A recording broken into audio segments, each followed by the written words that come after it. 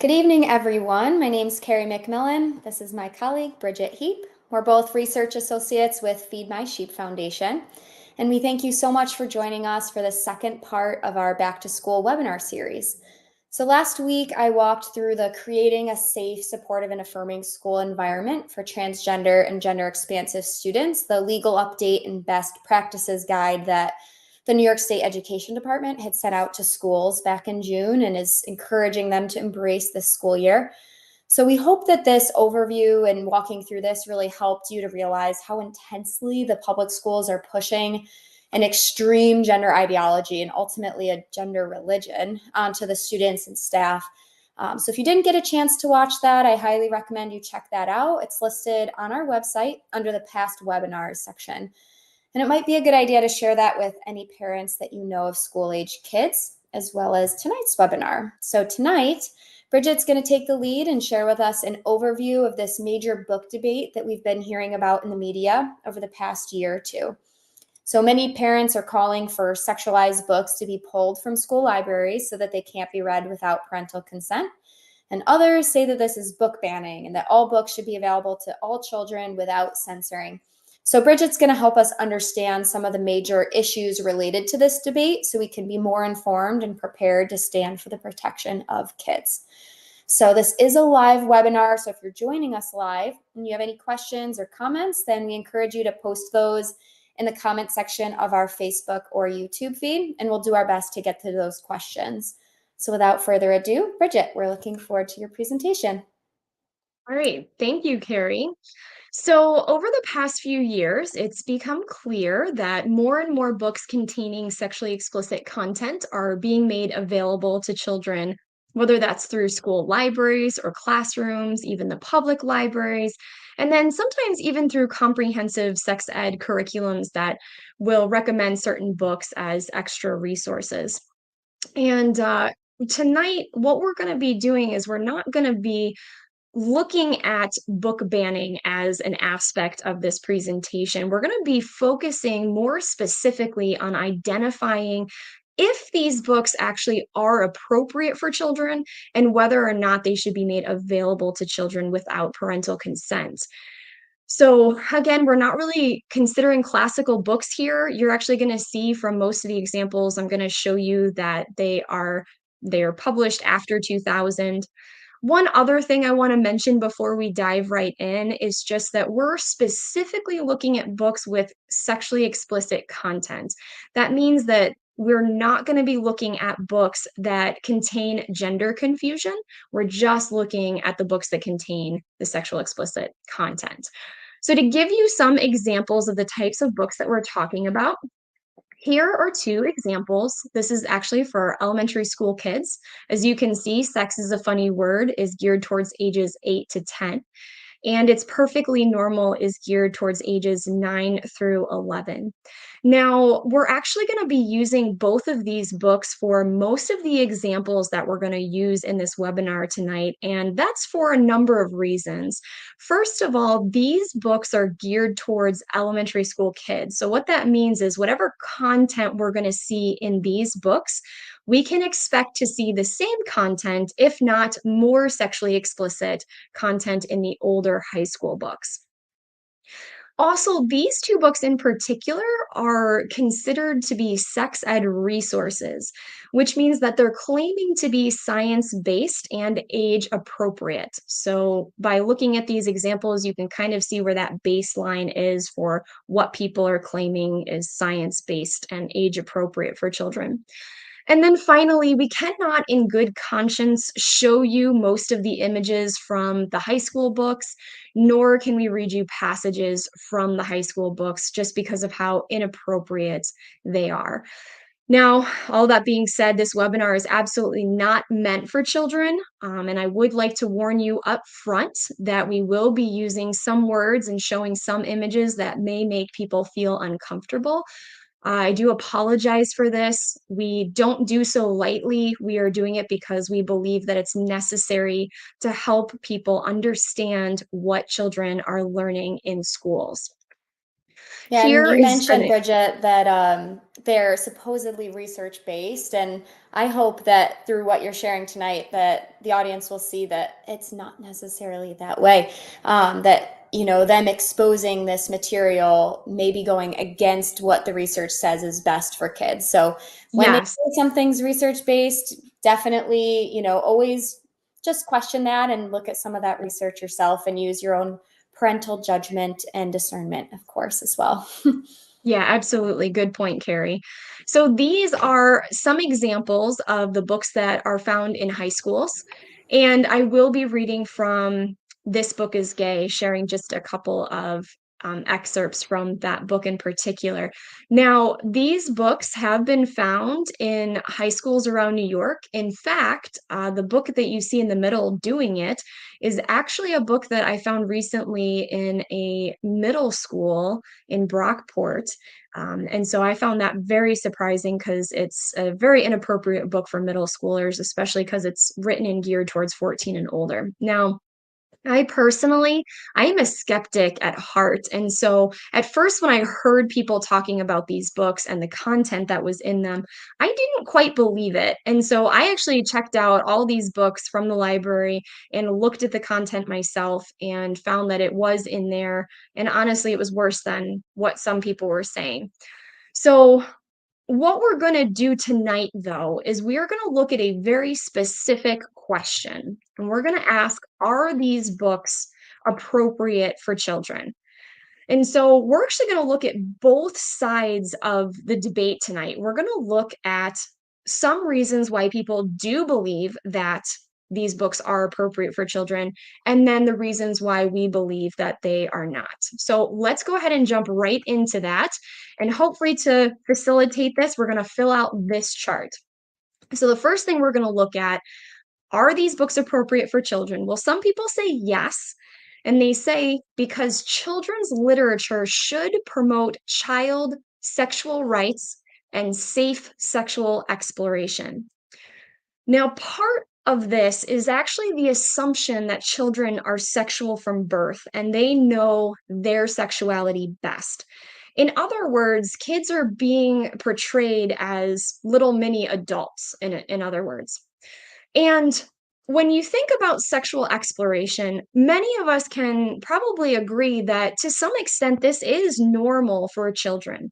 Children end up touching their bodies, even their private parts at different times. Some young kids often rip off their clothes and run around naked, or young girls walk around and they lift up their dresses, and they don't think anything of it. Now, just because children do these types of things does not mean that that's a green light for them to just do whatever they want. This is actually a teaching opportunity. And this is when you can actually begin to teach children about their private parts and keeping their bodies healthy, teaching them about modesty and not exposing their private parts to others. So, we just want to say here that we do agree to some extent about sexual exploration. The problem is that in this context, people who believe this don't necessarily mean just that type of exploration. They mean experimentation in order to discover sexual pleasure. And so, what this could mean is things like early experimentation, masturbation, early sexual debut. So, things like having vaginal, oral, or anal sex to see if, that would be a form of sexual pleasure that a kid might enjoy. Having multiple partners. These are the types of things that this sexual exploration could mean. And the idea of promoting a child's sexual rights as well is it's not just a general sexual rights, but it also means the right to sexual pleasure, that children, because they're sexual from birth, have this right to sexual pleasure essentially out of the womb. Okay. So, what we're going to do is we're going to take a look at some organizations that actually do believe this. So, first off, this example is from Newport Academy, and they claim to be the nation's leading teen treatment center for mental health. And on their website, they say this, they say adolescent sexuality can be an exploratory process that helps teens sort through a myriad of feelings that crystallize into a sexual identity later in life. So see, even here, they're not talking about the little kid exploration, they're talking about in adolescence. Likewise, we have this example from Planned Parenthood. They say that 63% of Americans believe that sexual exploration among young people is a natural part of growing up. And they're actually taking that statistic from CCIS. And if you go look at CCIS website, they have a bunch of information on sexual exploration and how this is normal for, starting at very young ages all the way up. But then we also have this document from the International Planned Parenthood Federation called Exclaim. It's a guide to sexual rights. And what they say is that children have the freedom to explore one's sexuality in a safe and pleasurable way. And children also have empowerment to decide freely when, with whom, and how to have sex. And then also on Planned Parenthood's website, they say this about masturbation. They say masturbation is normal and can be a healthy way to learn about your body. In fact, it's the safest way to have sexual pleasure there is. There's no risk of pregnancy or STDs. Yeah, there's some basis in here of that, like, well, kids are sexual, so let them explore, let them have pleasure. And we've talked about in previous presentations about the so-called research of Alfred Kinsey, Yep. Kinsey's research, and how just disturbing that was, and still is, the fact that it's informing things like Planned Parenthood. And so that essentially a researcher was allowing the abuse of children as young as infants to see if they're sexual from birth. And so just some of this has had really disturbing history, not just a disturbing present in our schools. Absolutely. Yeah. So there's other websites too, like Go Ask Alice. This is actually a popular sex ed resource that claims to be a team of health specialists, healthcare providers, and other health professionals. And in fact, the Journal of the American Association of School Librarians lists Go Ask Alice first among websites for reputable and credible reproductive health information for adolescents on the web. And so in answering this question, should I explore my sexuality? Their answer was participating in safe sexual encounters and activities, whether with men, women, or both, can provide wonderful opportunities to learn about your likes and dislikes, passions, and goals. Likewise, we see advocates for youth promoting the same ideas. They have a curriculum called Rights, Respect, and Responsibility. In this particular curriculum, there is a prompt for teachers to say something like this: making a choice to engage in a sexual behavior with another person is a big decision, and you know what is best for your body. So you get to be the person to make that decision. So what we're seeing here is just all of these organizations, they have this belief that kids should be learning about their sexual rights, they should be exploring. And the books that we're seeing in schools are also promoting these ideas. That's why these books are being pushed by certain organizations and individuals. So let's take a look at those books now. For example, this is the book Sex is a Funny Word. And there's this 2-page spread about touching yourself. And in the text over at the side, it says, touching yourself is one way to learn about yourself, your body, and your feelings. Now, throughout this book, children are actually taught all of the different parts of their body that feel good to touch. And there's also this image of a young girl who is touching herself in public at a picnic. Likewise, we see this in the book, It's Perfectly Normal. There's a chapter on masturbation, and besides showing images of a young girl and boy masturbating, the text also says, some religions call masturbation a sin, but masturbating cannot hurt you. And I see this as a jab towards people who hold a particular set of beliefs instead of being understanding of that and helping people negotiate their values along with their sexual desires. It's just kind of pointing a jab at that. They also have a chapter in this book called Decisions. And in this chapter, it says whether or not to have sexual intercourse is a decision each person has the right to make. And certainly, I think we would all agree that in the case where people would be forced to engage in sexual activity, we would all say absolutely they should not be forced to engage in sexual activity. We don't think that things like rape and so forth are appropriate. They are wrong.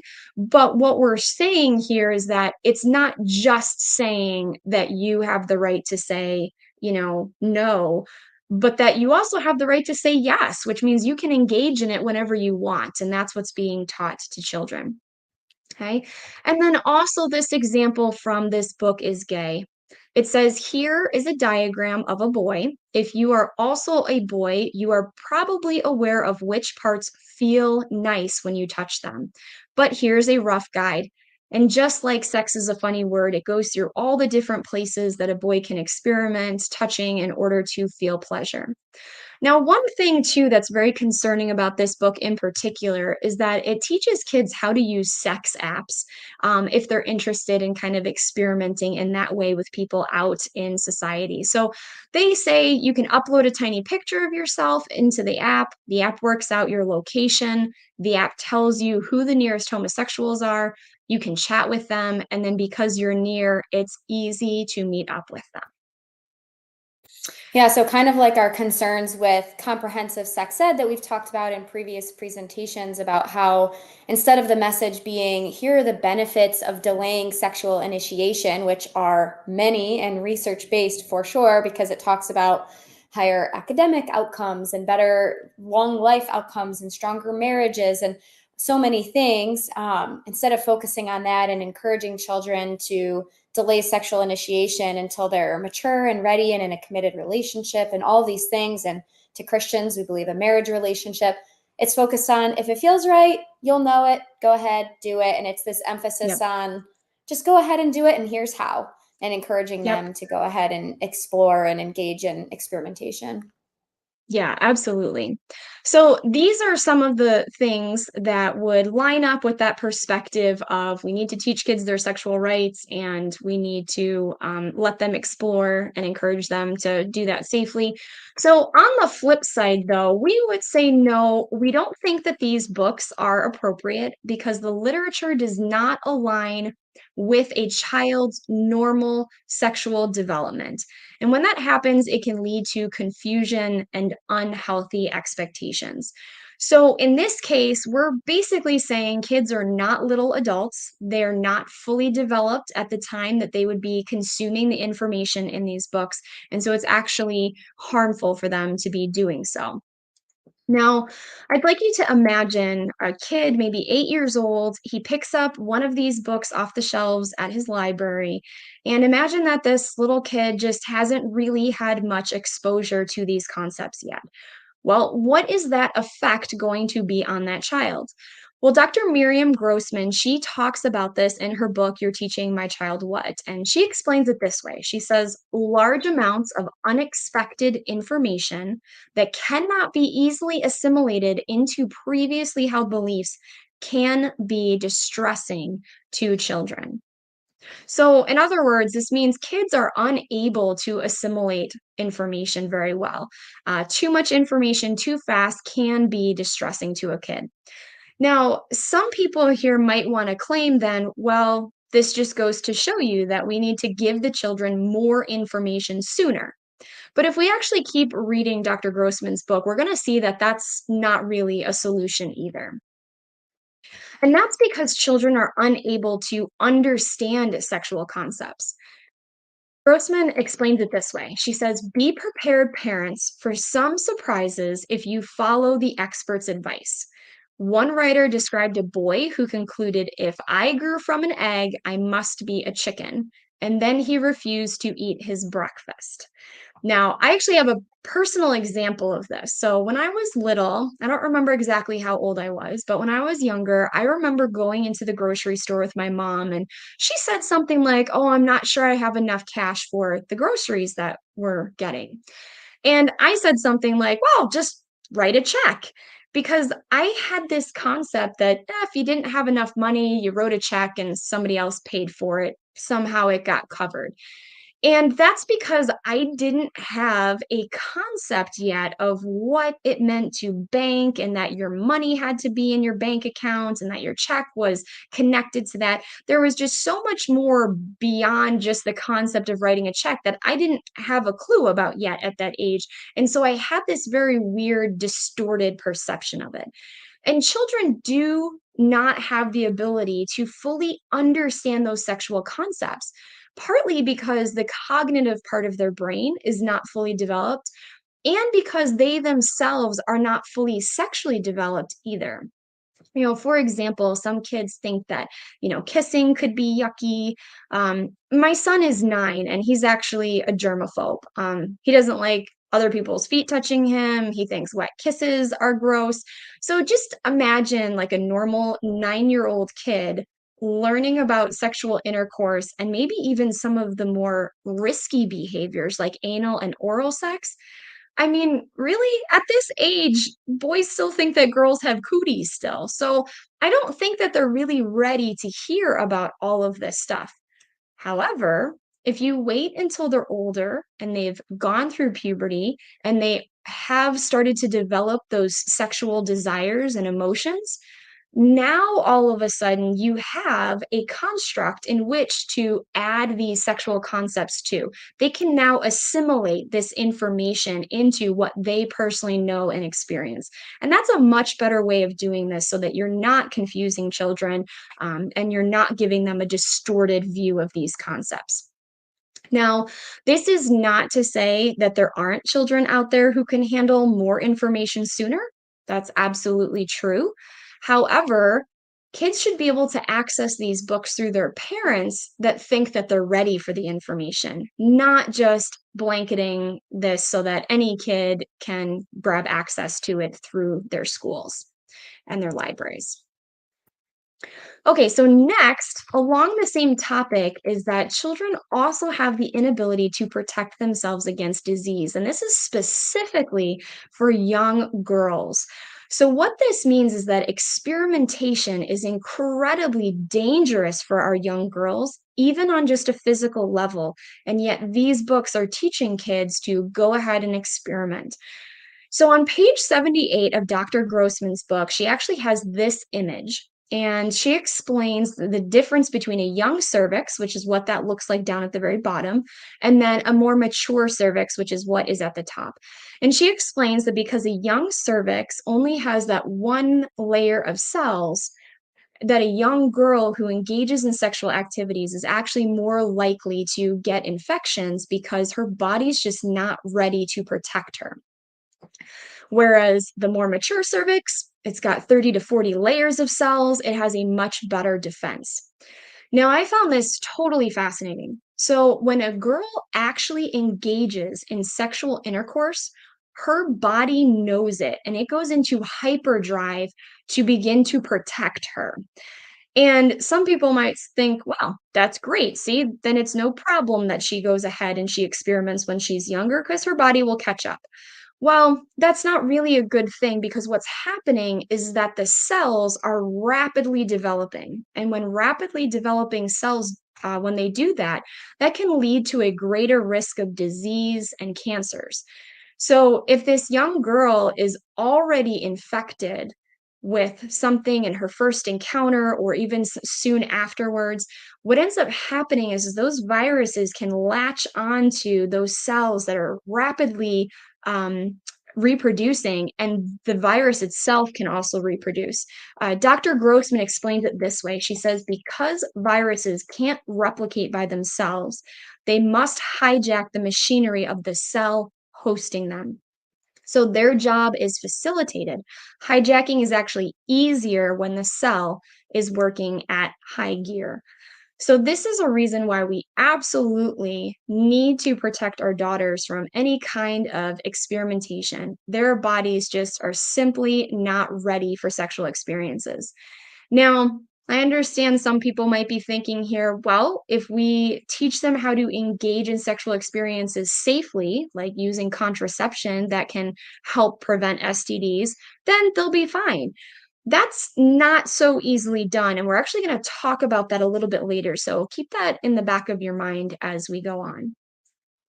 Now, also at this point, some people may be thinking, well, okay, that's a girl's body. Does this mean that boys are actually ready to engage at an earlier age? So let's answer that question. Well, the answer is no. All right. And just a few weeks ago, I actually had the opportunity to listen to Gary Ingram from Love and Truth Network talk to parents and guardians about sex education and teaching this to their kids. And he said something that I thought was so profound that I had never heard before. He said the greatest sexual organ is the brain. And if you think about it, that makes a lot of sense. The brain is actually wired either male or female by the way that the embryo develops within the womb. And men and women look at sexual activities and intercourse differently than one another. Not only that, but the brain is also the control center of pleasure, and it's the major response centers of our brain. So, children who engage in sexual intercourse, they're working with a brain that's not fully developed and can't fully understand the consequences of sexual behaviors. So, even though these books like to focus mostly on the physical consequences of sexual intercourse, things like STDs and pregnancies, there are actually much more than that that should be considered. There are emotional, social, mental, spiritual consequences, and children just aren't at the point where they could understand the significance of these things. I like the way that Gary explains this on his website. He says, we care about sex because the misuse of sex negatively impacts the whole person. Sex isn't simply a benign or meaningless fun act. And yet, sometimes that's kind of how it's portrayed to kids, right? It actually produces powerfully good and deepening bonds with one's spouse or profound destruction depending on how it's used. So, yes, maybe it's true that boys have a tendency to be more easily aroused than girls. Maybe they think about sex more often. But again, just because that's the way that they are does not mean that that's a green light to go ahead and do whatever they want. Again, this is a teaching opportunity. And I want you to think about this, okay? Today, there's a lot of chatter and discussion about toxic masculinity. So let's think about this for a minute.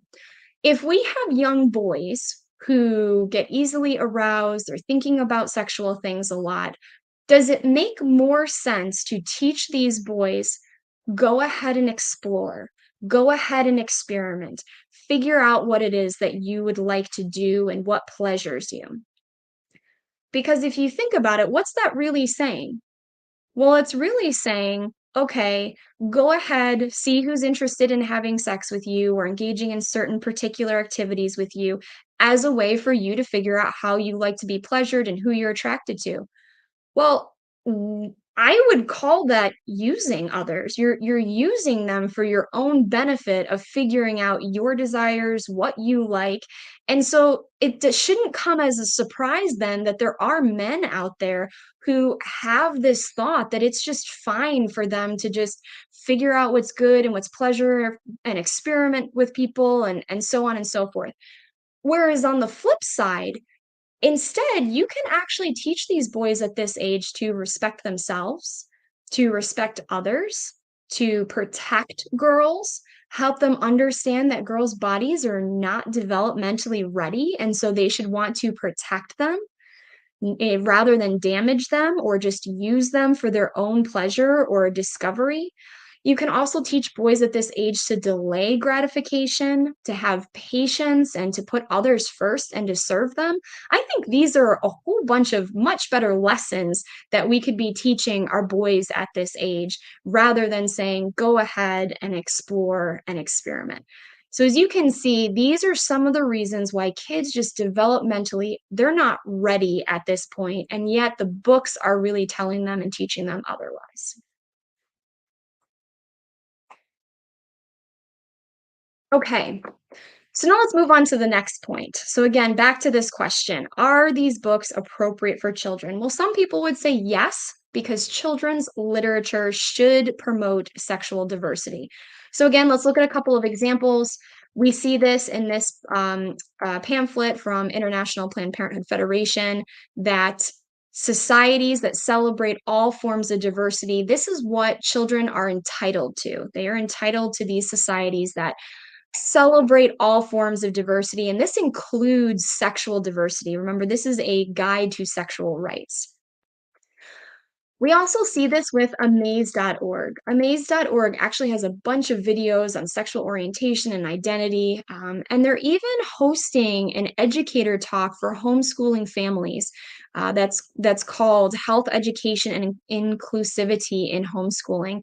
And the reason why is because they're saying homeschooling is on the rise, and many families no longer have access to comprehensive sex education for their young people, and so they want to make sure that they are providing a very diverse uh, curriculum or diverse explanation for sex ed.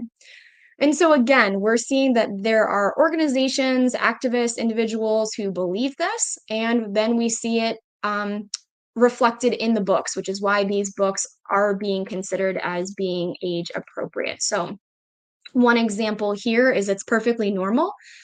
There are some reviews that say an expansion on LGBTQIA topics, gender identity, sex, and sexuality, making this a sexual health book for all readers. It was called inclusive and accessible. We see this more strongly coming out through this book. This book is gay. It says the fact that they didn't also teach you what same sex couples do is nothing less than institutionalized homophobia. I challenge any politician to discuss this with me. I will ruin them. This chapter is simply all the stuff teachers should be saying if they want to be inclusive of people with same sex feelings. So, on the flip side of this, what we're seeing is, well, we don't think that this stuff is appropriate. We don't think the books are appropriate because literature promoting sexual diversity actually normalizes risky and unhealthy sexual behaviors. So, one of the things that we're actually seeing is that children are being taught that there's this level playing field, that everybody really has the same risk of getting STDs and so on, regardless of their genes and diet and other habits like drinking and smoking. Oftentimes, that stuff is not at the forefront of what's being taught to kids. Also, the same thing with the different sexual behaviors themselves.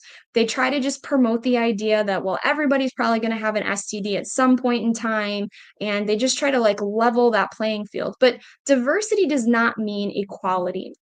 This is the way Dr. Grossman expresses this in her book.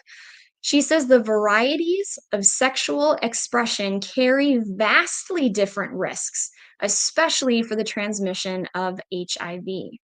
She also explains that one of the functions of the vaginal lining is protection from infection. Now, obviously, that doesn't mean that, no woman is susceptible to infection. There are things that would lead particular women to be infected at a higher rate than others. Certainly, riskier behavior like multiple sexual partners and so on and so forth could lead to that. But it's really interesting that a woman's body, the vagina is meant for that it's actually meant for sexual intercourse. It's meant for the carrying a baby. It's meant for all of those things, whereas other parts of our body aren't. And so, for example, Dr. Grossman says that anal sex has been estimated to be at least 20 times riskier than vaginal, and condoms are more likely to fail during anal sex.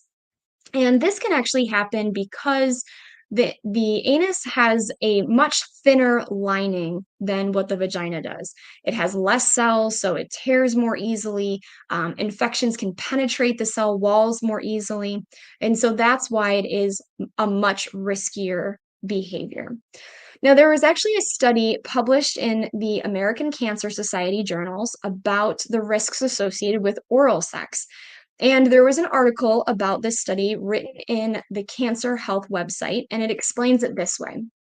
It says researchers at Johns Hopkins University have found that people who engage in oral sex have an 80% higher risk of developing mouth and throat cancers. This risk was particularly high for those who first had oral sex before age 18.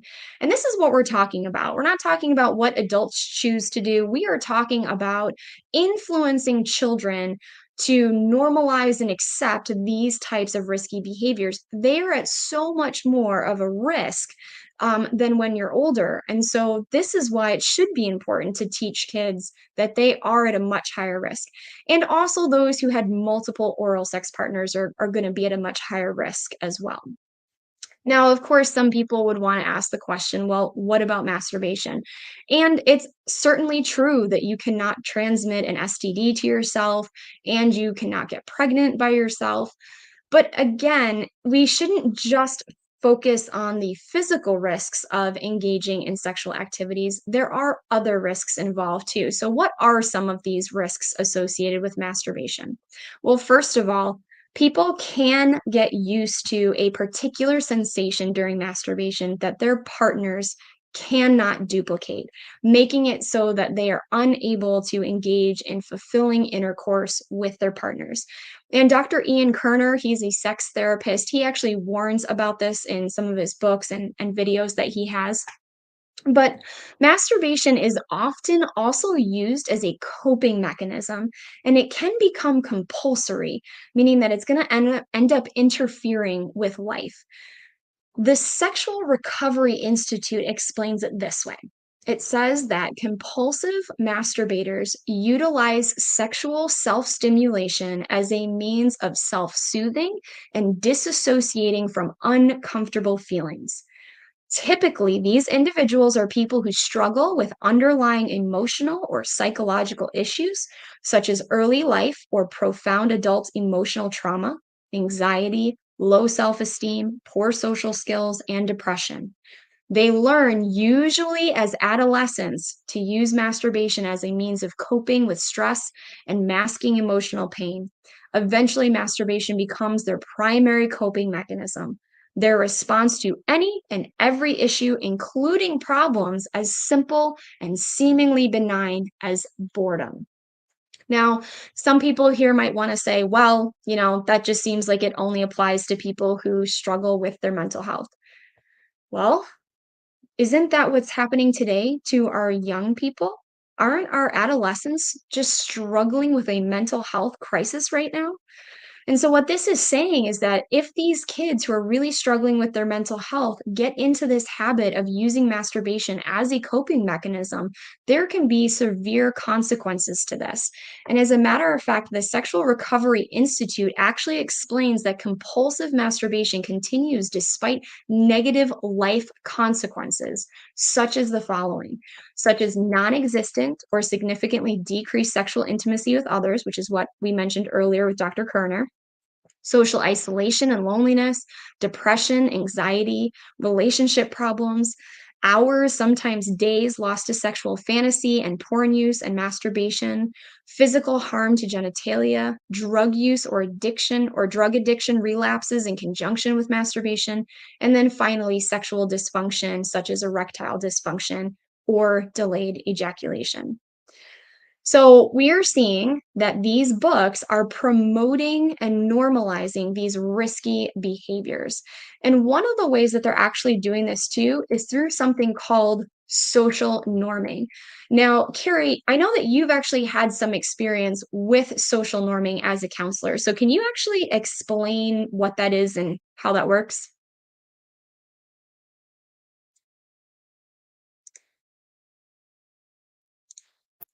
Yeah, so sorry for Sorry. getting, no, it's no problem. I was kicked Yep. out because my power went out in the storm. So thanks for Oh, letting me okay, no back problem. in. So yeah, with social norming, the idea behind social norming theory is that our behavior is influenced, of course, by our perceptions of how our peers are acting or thinking and doing. And so if we believe that our peers are all doing something, like they're all drinking alcohol, then we're going to be more likely to try alcohol. If we believe that only a few of them are really drinking, most kids aren't, then we're going to be less likely to participate in that risky behavior. And so when I worked in health promotion and prevention at a college, we utilized this for high risk drinking prevention. And so we would promote statistics showing the safe behaviors that kids were doing, and we would promote the small amounts of kids who were, doing these risky behaviors to show, you're in the norm if you're not participating in the risky behaviors. And so it's shown in science to actually change group behavior.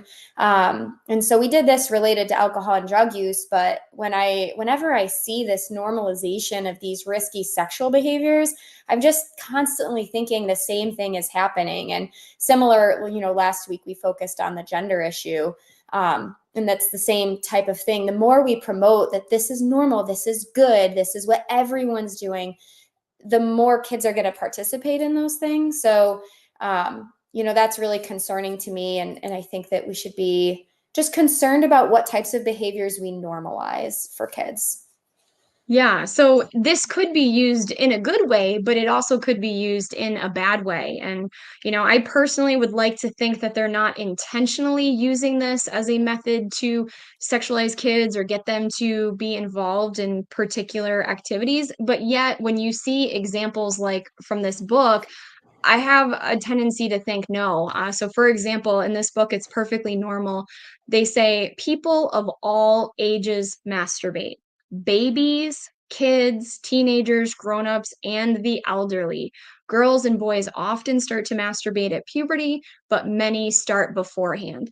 So, obviously, I feel like this is very concerning because it does seem like these books are normalizing risky behaviors and even using social norming to get kids to think, well, everybody's doing it, it's normal, I should engage in these activities. Yeah, that's something that we had talked about previously with that former sex educator. I believe her name's Monica Klein, and how she had mentioned, that she was seeing these girls saying, I just thought it was normal. I thought every Mhm. young girl was having sex because during sex ed class, that's what it seemed like. They were talking to us as if this is what we should be doing, and this is what everybody's doing, and this is how to protect yourself because you're going to do this. And then these kids were feeling relieved to find out you don't have to participate in those behaviors at this age. It's not expected of you. It's not even normal, right? That social norming to participate at this young of an age. In fact, here's how you can protect yourself from harm and protect yourself from that guilt and those negative emotions. So, yeah, I think that social norming theory is being used against our kids right now, unfortunately, with regards to sex and gender. Yeah, absolutely.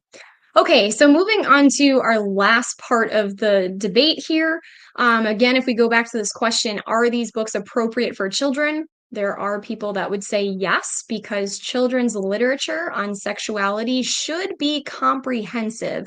So children learn to engage in sexual activities safely. So the assumption here is that children are going to engage in sexual behaviors, right? They're sexual from birth, so they're going to engage. So they need enough information in order to engage in sexual activities safely. And part of that kind of comes along with the American Library Association. They are feeling the same way, that they do not want to deny minors access to books that contain sexually explicit content. On their website, it says library policies and procedures that effectively deny minors equal and equitable access to all library resources available to other users violates the Library Bill of Rights. The American Library Association opposes all attempts to restrict access to library services, materials, and facilities based on the age of library users. And the idea here is, well, if kids are going to have comprehensive knowledge about sex education and about sexuality, they need access to all of these books. Right, and I think this is a something that's becoming more aware, or parents are becoming more aware that schools are aligning with this ALA Library Bill of Rights, and that should be something you're checking out maybe as a parent. Is your school aligning with this? Because essentially that means that your school library thinks that there should be no rating system for parents or kids to see, the content of a book. That there should be absolutely no restrictions, even on internet use. So there should be no internet filtering, even for kids. And we know that that's intended to filter out pornography. And this ALA Bill of Rights suggests that, yeah, all kids should have access to the same library materials that all adults have access to. So, this is definitely concerning after what we've been seeing and some of the content in these books. So if your school aligns with this, that's something maybe you should bring up to the school board. Now, likewise, what we're seeing is that advocates for youth, they also are promoting this same idea that kids need comprehensive info. They have on their website, society has the responsibility to prepare youth by providing them with comprehensive health education that gives them the tools they need to make healthy decisions.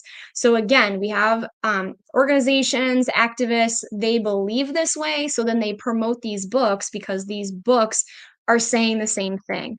So, for example, sex is a funny word. Uh, People have said about this book, sex is a funny word is an essential resource about bodies, gender, and sexuality for children ages 8 to 10, as well as their parents and caregivers. It was done with great sensitivity, precision, and poise. Having access to a book like this could change the life of a lot of kids. Likewise, and it's perfectly normal within the book itself, it says this edition is jam packed with the latest information kids and teens need to know to stay healthy and safe. And actually, there was an online review of this book that said this newest edition of It's Perfectly Normal provides young people with the knowledge and vocabulary they need to understand their bodies, relationships, and identities in order to make responsible decisions and stay healthy. Okay, so people think that the information in these books is vital to a kid in order for them to engage in sexual activities safely. Now, we would say, though, nope, we don't think that these books are appropriate because literature containing sexually explicit images and text can lead to risky sexual behaviors. And there's actually a twofold idea here. And that is, first of all, that information is not enough. And secondly, that the wrong kind of information, meaning sexually explicit material, can actually lead to risky behavior instead of healthy behavior.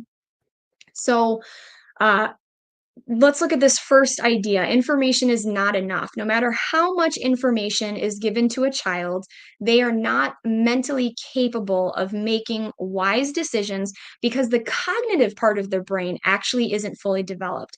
So, this actually means that during the teenage years and younger, children are mostly driven by the emotional centers of the brain. And if you're a parent out there watching this or you're viewing later on and you're a parent, you've probably asked your kids something like this. What were you thinking? Right? When they do something really stupid or they do something harmful. And the real answer is they're not. They're not really thinking through what they're deciding to do. So, Dr. Grossman talks about this in a section of her book entitled It's Not Lack of Information, It's Lack of Judgment. She puts it this way. She says, you can drill it into them, meaning children, 24/7. You must think, talk, and plan. And you can role play all day communication, negotiation, and assertiveness training. You may have all the good intentions in the world, but even if you provide all the information and teach all the skills, you can't bank on producing a sexually responsible teen. His wiring isn't finished. The circuits aren't complete. The driver is unskilled. And only one thing will help Time. She says that the answer is not information, it's giving children the chance to grow up. And I love this. I have to applaud Newport Academy for actually bringing this up on their website. So, on their website, they put it this way. They say the teen brain is still developing, and the last part to mature is the prefrontal cortex. That's the region of the brain that handles emotional regulation and reasoning. And as a result, it can be hard for teens to take the long view or take a step back and consider things calmly. That's why a teenager in love often feels emotionally vulnerable and unstable. This lack of executive functioning can also lead to risky behaviors in relationships. Teens find it difficult, if not impossible, to think about the future when their physical instincts are overpowering their rational judgment. And this is exactly why I would say if you have a young girl, you cannot simply teach her to safely experiment. No amount of contraception is going to help a young girl be able to experiment safely. She is incapable mentally of preparing and planning and using contraception perfectly every time she wants to experiment. So, this is why that is not necessarily a solution either. You can't just give kids enough information about how to engage in sexual activities safely.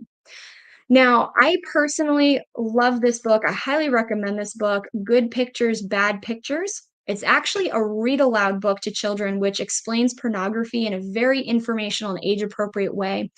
And this book, too, also explains the development of the brain and why children struggle with the ability to make wise decisions.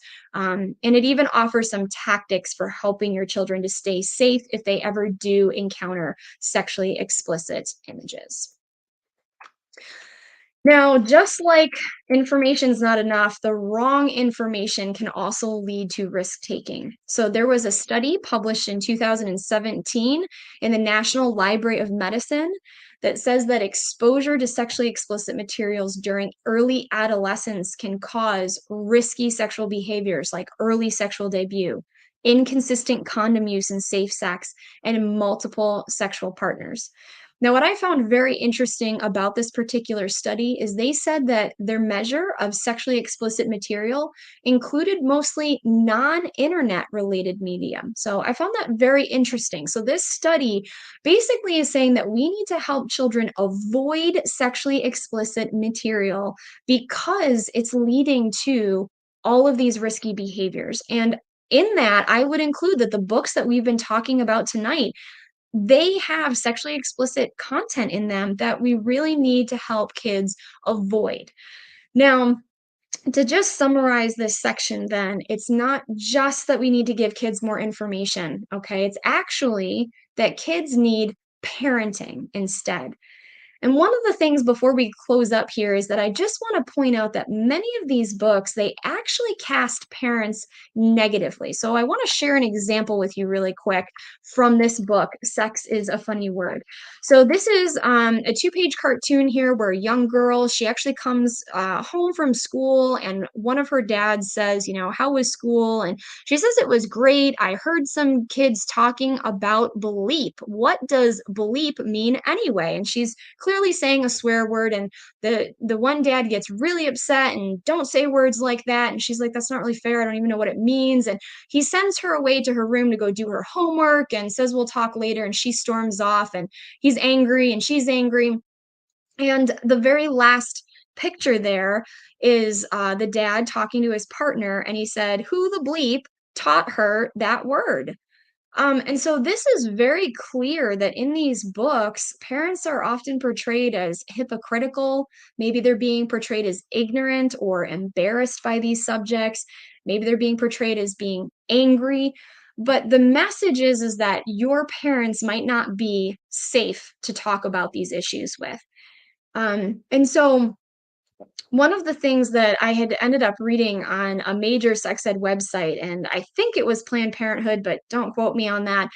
They actually make the claim that sex education should only be taught from professional experts. And so I think that this seems to imply then that they're essentially saying parents aren't qualified to teach sex education.